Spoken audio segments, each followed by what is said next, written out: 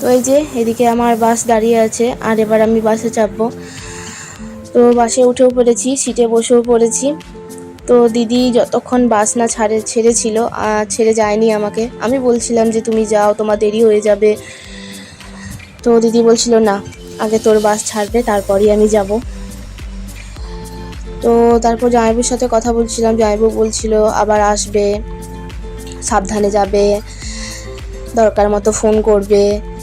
আর জামাইবুকে চা খাওয়ানোর কথা ছিল, সেটাই বলছিল যে ডিউ রয়ে গেল, ওটা কিন্তু খাওয়াতেই হবে। আমি বললাম হ্যাঁ খাওয়াবো। তো তারপর জানো তো, মাকে ছেড়ে আসতে ঠিক যতটা না কষ্ট হয়েছিল, দিদিদেরকে ছেড়ে যেতে ঠিক ততটাই আমি কষ্ট পেয়েছি। আমি তো পুরো একদম কেঁদে দিয়েছিলাম যখন বাসটা ছেড়ে দিয়েছিল।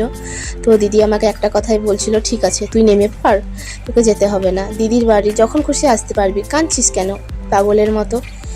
কিন্তু মন কি মানে, মানুষ ঠিক পাখির মতো, আজ এখানে তো কাল ওখানে।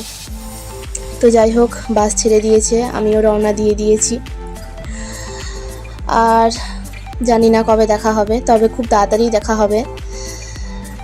একটা ওকেশন আছে, সেখানে যাব। তো এদিকে আমার 10:30 বেজে গিয়েছিল, আর হাতে পায়ে এতটা ব্যথা করছিল, যেহেতু আমি নিচে বসেছিলাম, স্লিপারের সিট নিইনি। যাই হোক, এই ব্লগটা এখানেই শেষ করছি। টাটা।